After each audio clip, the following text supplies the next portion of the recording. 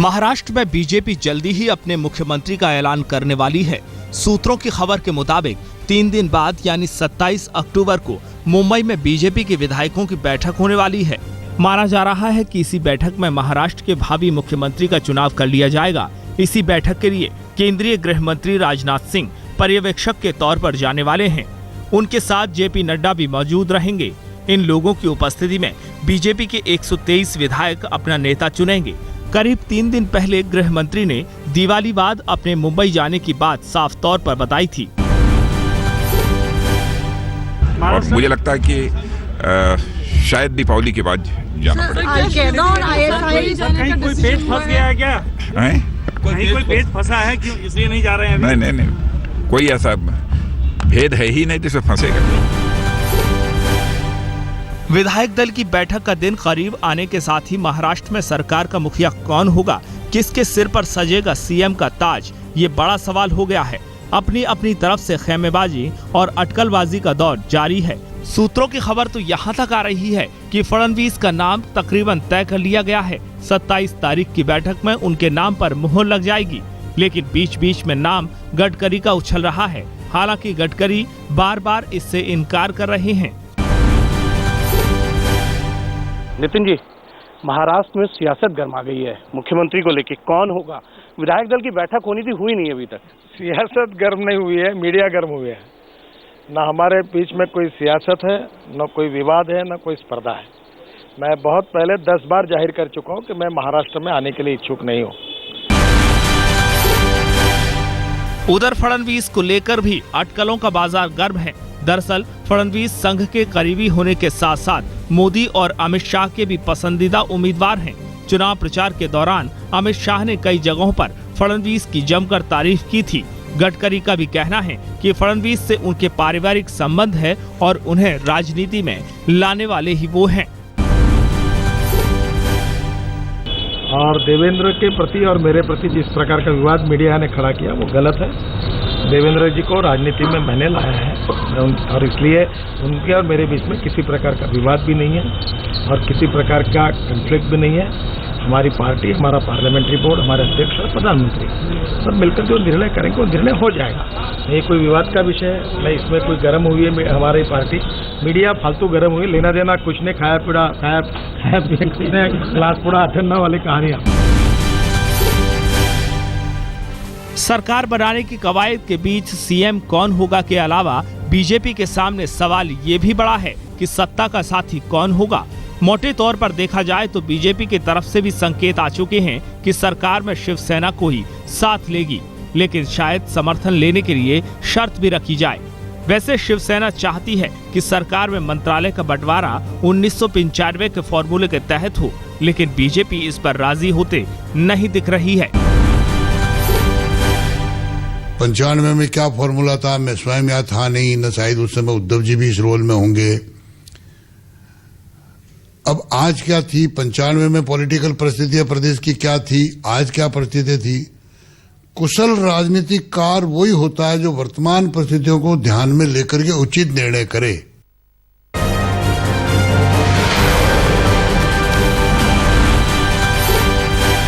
दिवाली के मौके पर प्रधानमंत्री नरेंद्र मोदी श्रीनगर पहुंचे और बाढ़ से मची तबाही पर मरहम लगाने के लिए उन्होंने केंद्र की तिजोरी का खजाना खोल दिया। मोदी ने टूटे मकानों की मरम्मत के लिए और अस्पतालों की मरम्मत के लिए 745 करोड़ रुपए की मदद की घोषणा की।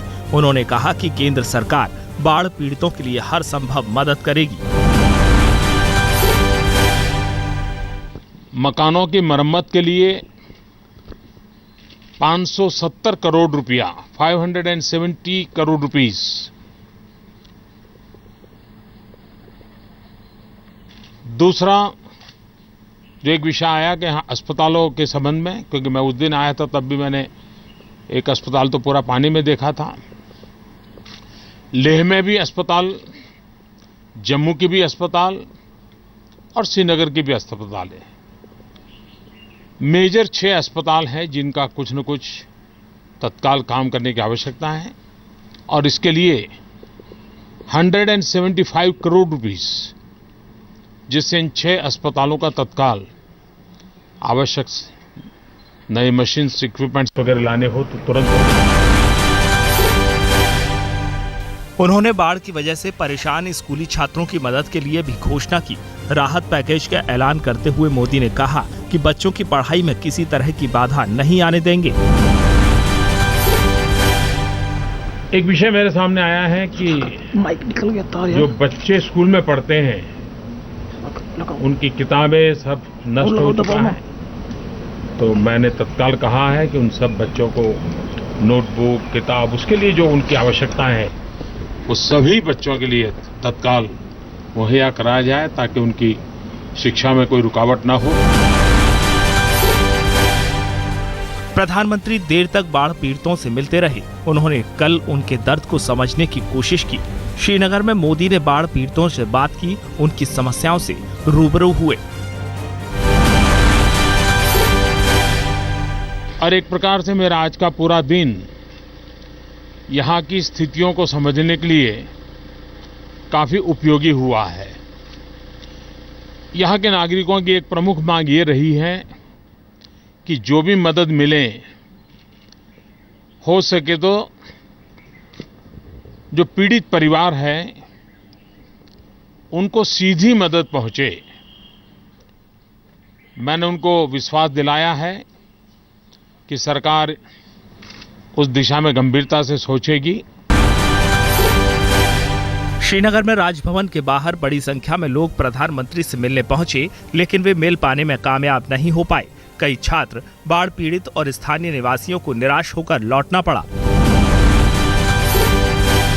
हमारा यही कहना था, ये बच्चे, ये लोग सुबह से अगर प्राइम मिनिस्टर एक जेस्चर लेके आया कि हम यहाँ पर पब्लिक को, मगर नहीं अंडर सिक्योरिटी, वो अपने ग्रुप्स के साथ मिल रहे, आम पब्लिक को नहीं मिल रहा है, जिनसे उनको गवर्नमेंट अपना ही बता देगी जी हमने वो किया, ये किया, मगर वो आम पब्लिक से पूछे ना आपको क्या मिला क्या नहीं मिला, वो तो उनको बताएंगे ही नहीं। असली बात वो उनको उन तक पहुंचेगी, सिर्फ वो अपने अपने फंड्स के लिए आएंगे, उनको मिल जाएंगे वो फंड्स, अपने इनको दे देंगे जो उनके होंगे उन्हीं को दे। जो डायरेक्टली प्रधानमंत्री से मिलना चाहते हैं और उनसे अपील करना चाहते हैं कि जो 44,000 करोड़ रुपए का पैकेज हमारी सरकार ने भारत सरकार को भेजा है, ये प्रपोजल भेजा है, वह पैकेज एक्सेप्ट करें और हम लोगों को वो 9-10 लाख रुपए पर फैमिली को दें जो इफेक्टेड है।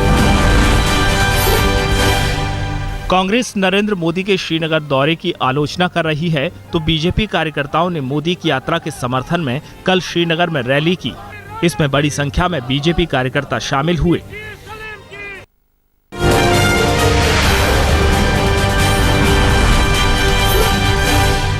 जम्मू कश्मीर दौरे के तय कार्यक्रम के मुताबिक गुरुवार को प्रधानमंत्री नरेंद्र मोदी पहले श्रीनगर जाने वाले थे, लेकिन उन्होंने सबसे पहले सियाचिन का रुख किया। मोदी पहुंच गए करीब 12,000 फीट की ऊंचाई पर तैनात जवानों का हौसला बढ़ाने। बर्फीली चोटी पर जवानों के बीच उन्होंने 1 रैंक 1 पेंशन का वादा किया। नेशनल वॉर मेमोरियल की तैयारी के बारे में जानकारी दी। साथ ही जवानों के कल्याण के लिए 5 लाख का चेक दिया। रोशनी के पर्व पर अपने हाथों से जवानों को मिठाई भी खिलाई। सियाचिन में तैनात जवानों की मोदी ने जमकर तारीफ की। दरअसल यहाँ कभी कभी पारा लुढ़ककर -60 डिग्री तक पहुँच जाता है। पीएम ने कहा कि विपरीत हालात में जवान जागते हैं ताकि देश चैन से सो सके। आज भारत चैन से सोता है क्योंकि आप दिन रात जगते हैं। वो सुख शांति की जिंदगी जीता है क्योंकि आप कष्ट झेलते हैं।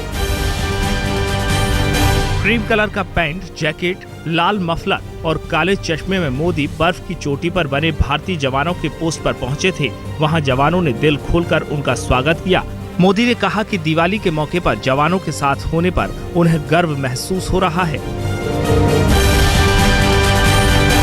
वो कुछ और होता है, लेकिन आप तो भारत माता की भक्ति में ऐसे खप गए हैं कि परिवार कहीं और दिवाली मना रहा है, आप कहीं और मातृभूमि की रक्षा में तैनात है। मेरे यहां आने से आपके परिवार की खोट में भर नहीं कर सकता हूं, वो कमी तो रहनी है, लेकिन 125 करोड़ देशवासियों के प्रतिनिधि के रूप में आपके बीच आकर के मैं स्वयं गौरव अनुभव करता हूं।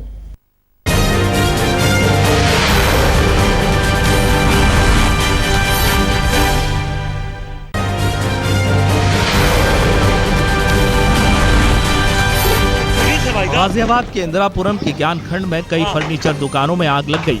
सेंट थॉमस स्कूल के पास एक प्लॉट में बनी 5 फर्नीचर और बांस बल्लियों की दुकानें आग के हवाले हो गईं। लाखों का माल जलकर खाक हो गया। बताया जाता है कि पहले आग ज्ञान खंड की अवैध दुकानों में लगी, बाद में एक 3 मंजिला इमारत भी इसकी चपेट में आ गई। आग बुझाने के लिए फायर ब्रिगेड की 7 गाड़ियां बुलाई गईं, तब जाकर इस पर काबू पाया गया। मुजफ्फरनगर के थाना कोतवाली इलाके में भी देर रात एक प्लास्टिक की दुकान में भीषण आग लग गई। दुकान में प्लास्टिक का सामान होने की वजह से आग फैलती गई। लोगों का कहना है कि पटाखे की वजह से दुकान में आग लगी। कुछ ही देर में दुकान शोलों में तब्दील हो गई। रिहायशी इलाका और तंग गलियां होने के कारण दमकल की गाड़ियां नहीं पहुंच पाईं। नतीजा, लोग आग बुझाने के लिए जूझते रहे। दिवाली की शाम दिल्ली के अक्षरधाम फ्लाईओवर के पास एक करोला कार जबरदस्त एक्सीडेंट का शिकार हो गई। डिवाइडर से टकराने के बाद कार विपरीत दिशा में घूम गई और कई बार पलटती हुई दूर जा गिरी। कार सवार नोएडा की ओर से आ रहे थे। बताया जाता है कि कार की रफ्तार काफी ज्यादा थी। उसमें सवार 2 लोगों को गंभीर चोट आई हैं।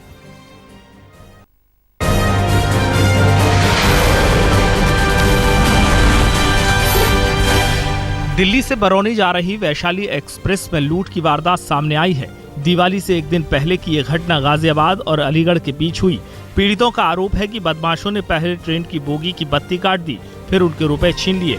बदमाश हथियारों से लैस थे, लिहाजा किसी ने उनका विरोध नहीं किया। इस वारदात के बाद ट्रेन की सुरक्षा पर भी सवाल खड़े हो रहे हैं।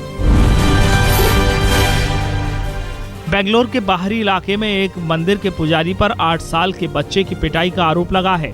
दर्ज शिकायत के मुताबिक नीलमंगला इलाके के रुद्रेश्वरा मंदिर में दलित समुदाय का बच्चा पूजा करने जा रहा था। तभी पुजारी ने उसे रोका और बेरहमी से पिटाई कर दी। पुलिस ने इस मामले में केस दर्ज कर दोनों पक्षों का बयान दर्ज कर लिया है।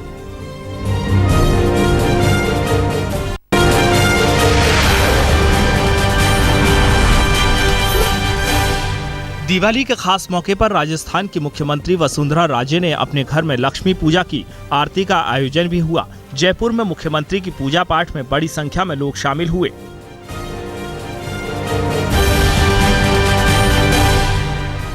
पश्चिम बंगाल की मुख्यमंत्री ममता बनर्जी ने दिवाली के दिन काली पूजा की। बड़ी संख्या में पार्टी कार्यकर्ताओं और परिवार के लोगों की मौजूदगी में हवन और मंत्रोच्चार हुआ। इस मौके पर ममता बनर्जी ने ऐलान किया कि मरीजों को राज्य के अस्पतालों में बेड के लिए पैसा नहीं देना होगा। हरियाणा के मनोनीत मुख्यमंत्री मनोहर लाल खट्टर ने भी दिवाली मनाई। अपने विधानसभा क्षेत्र करनाल में दिवाली के मौके पर लोगों से मुलाकात कर दिवाली की बधाइयां देते रहे। इस खास मौके पर अपने सीएम से मिलने के लिए भारी भीड़ उमड़ी। बाबा रामदेव ने हरिद्वार में लक्ष्मी पूजा की। पतंजलि योगपीठ में आयोजित हुए पूजा पाठ में बड़ी संख्या में उनके शिष्यों ने हिस्सा लिया। रामदेव के सहयोगी बालकृष्ण भी इस मौके पर मौजूद थे। धोनी ने इस बार की दिवाली रांची में अपने घर पर मनाई। धोनी की मौजूदगी में उनके घर के दूसरे सदस्यों ने जमकर आतिशबाजी की।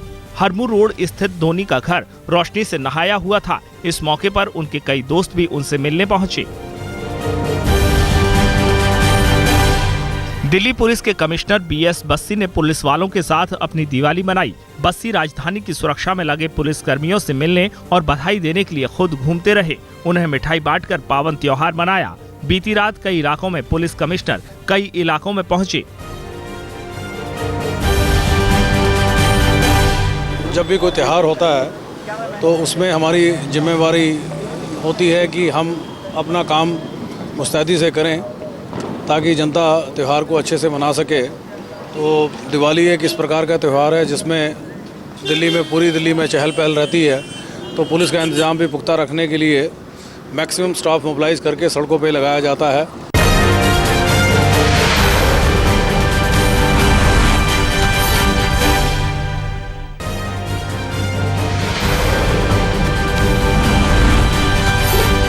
पाकिस्तान के विकेटकीपर बल्लेबाज सरफराज अहमद ने दुबई में ऑस्ट्रेलिया के खिलाफ पहले टेस्ट में केवल 80 गेंद पर शतक जड़ा। पहले टेस्ट के दूसरे दिन 27 साल के सरफराज ने 109 रनों की पारी खेली और पाकिस्तान की पहली पारी को 454 रन तक पहुंचाया। मेहमान टीम के सलामी बल्लेबाजों ने भी करारा जवाब देते हुए शतकीय साझेदारी की। डेविड वार्नर ने टेस्ट क्रिकेट में लगातार छठा अर्धशतक जड़ा।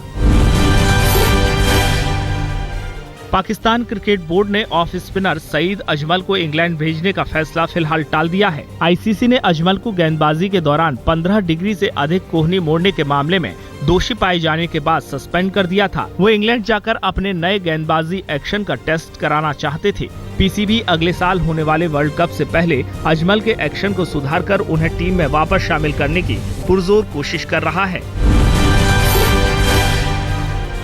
इंग्लैंड के पूर्व ऑलराउंडर एंड्रयू फ्लिंटॉफ एक बार फिर 2020 क्रिकेट खेलते नजर आएंगे। ऑस्ट्रेलिया की बिग बैश लीग में ब्रिस्बेन हीट के साथ एक शॉर्ट टर्म करार साइन कर फ्लिंटॉफ ने अपनी वापसी का ऐलान किया है। 79 टेस्ट और 141 वनडे खेलने वाले 36 साल के फ्लिंटॉफ ने इसी साल लैंकशायर काउंटी टीम के लिए मैदान में उतरकर क्रिकेट में वापसी की थी।